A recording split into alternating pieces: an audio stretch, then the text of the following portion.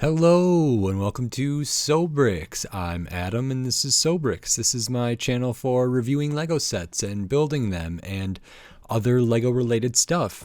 In this video I'm going to be taking a look at a Lego Creator 3-in-1. This is the Super Robot. It is set number 31124. It has 159 pieces and I paid $10 for this set. I love Creator 3-in-1s. I have not built this one yet. I really liked a lot of Creator 3-in-1s at this $10 price range. They seemed like good value and a lot of fun. And this one is one that I have not really seen in stores that frequently. I ordered this online I'm excited to get into it. So in this video, I'm going to open this up and I'm going to build the main build here. And then in subsequent videos, I will take that apart and build this side build and talk about that. And then I'll take that apart and build the final alternate build here for this set. So I'm going to break this open and put together this super robot. While I build, I will speed up the video, and then I will slow it back down to give my thoughts on this first model here. So until then, enjoy.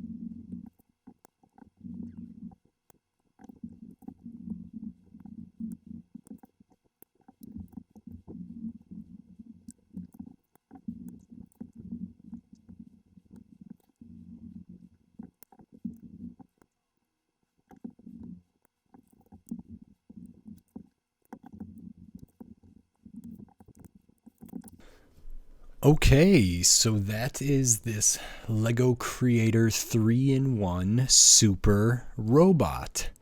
Set number 31124. This is the main model. This is the Super Robot of this Creator 3-in-1. 159 pieces, $10.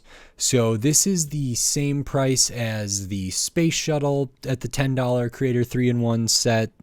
The same as the Dolphin and Turtle, and trying to think if there was any other ones around that. Oh, the Unicorn, the Magical Unicorn one. There probably is a few I'm missing. But this is at that same price point and a similar piece count. Now, the Dolphin and Turtle set, for example, and actually the Unicorn set, had like a base, and those things kind of sat on there. They had the Dolphin and Turtle could be played with a little bit, and if detached from their base, and the Unicorn had a little pose ability if detached from the base, but not a ton. I think the spaceship had some playability because there was some moving pieces on there and some hidden features, which was cool for display and for play. But for this set, I think this probably has more play value than many of those. So it can be held in a good way. It's big. It's pretty big actually for what it is. The footprint is pretty large, which is cool. And there is some posability here. So we're gonna kind of look through this piece by piece and kind of go over what I think works and what doesn't. The general overview of this thing, my general impression while I was putting it together, was that this is pretty good for the most part. There is ball joints. So these feet are on a ball joint. These feet actually work really well. They're very sturdy, so this could be stood up and not fall over, so it could be displayed. And it could have a kind of a wider stance. It could have one forward and one back and work like that. I don't know if it could be made to stand on one leg.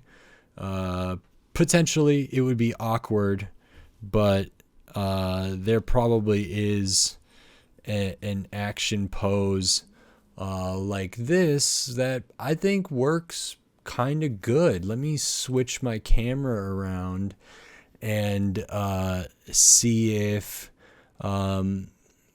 we can look at this here. So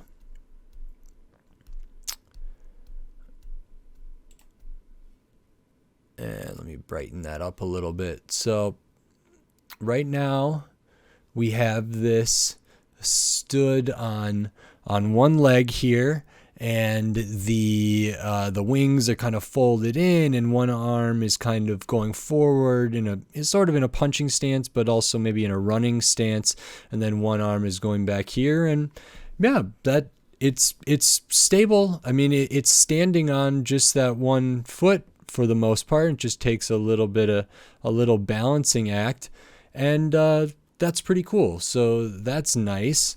And I will go back to the other angle here, and we will take more looks at this. So I did brighten it up, and that's good, I think, here.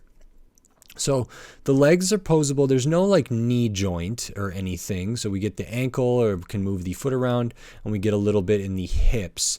Can go out, splay, or flare out a little bit on there, front and back a little bit. Just a normal ball joint kind of movement there. But that's nice, and I think the pose that it's kind of in on the instructions is pretty cool. Let's see if I can get it there. Kind of this superhero pose, super robot pose, kind of hands on the hips, shoulder width stance, which is pretty neat. The arms, ball joint up at the shoulder, ball joint at maybe the elbow, nothing on the wrist. There's not really an impression of hands here. It uses this brick to kind of look like a fist almost, and then maybe this these pieces here, which could be like a thumb, those could be, something could be clipped onto those. That doesn't come with any accessories to put there, but it's like, if I'm comparing this to like mechs, for example, those usually can like hold something in their hands. This, and maybe has more posability in the features. This just has like super robot fists, which is okay, not too bad, and there is a good amount of movement there, which is good. These pieces up top, these kind of shoulder pads, I was wondering why the clips were going to be up here when I put them there, and then you clip these kind of box pieces to them, and it looks pretty good when they're kind of squared off. They flow right into this angle on these shoulders.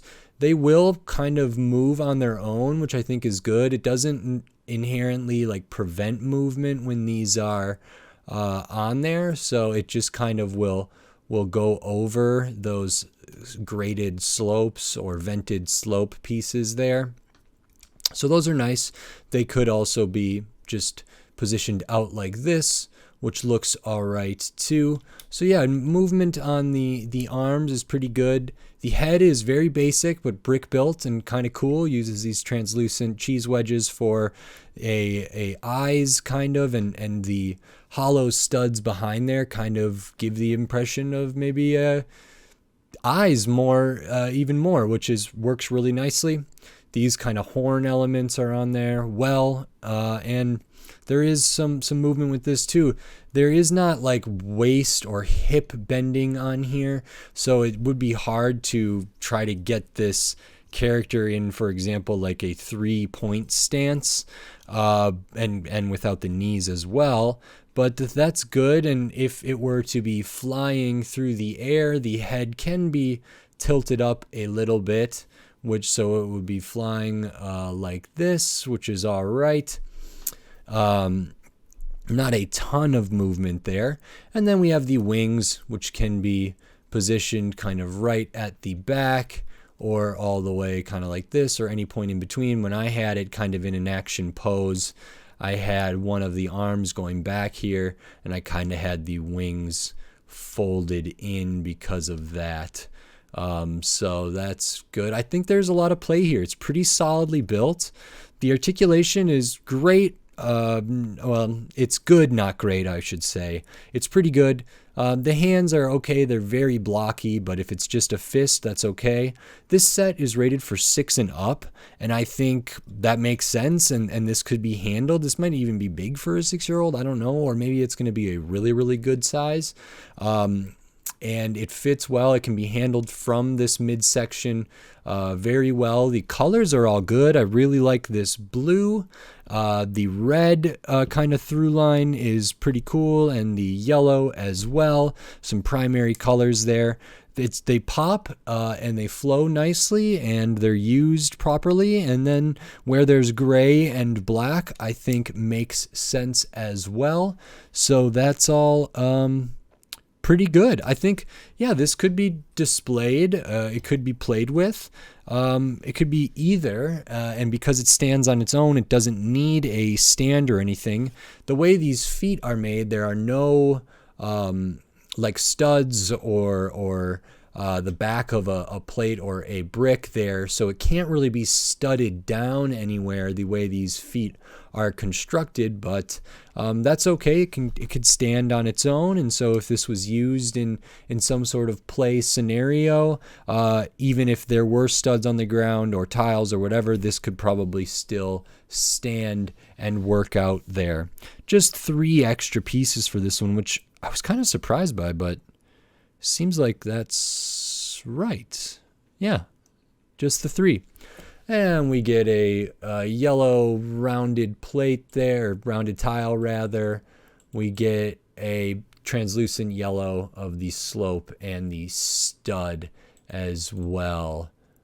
So that's the extra parts, just those 3. But those are nice, bright pieces. Ultimately, for $10, yeah, this is good. I think there's a lot of play, and like every other Creator 3-in-1, there are 2 more models to be built. So it looks like this one is kind of like a dragon. It almost looks to me like, yeah, like a robotic, mechanical dragon, winged animal there, which looks cool. I always like brick built stuff like that. And then the last one is kind of a jet looking type vehicle, and we'll take a look at that. This one doesn't look like it uses any of that blue, which is kind of interesting.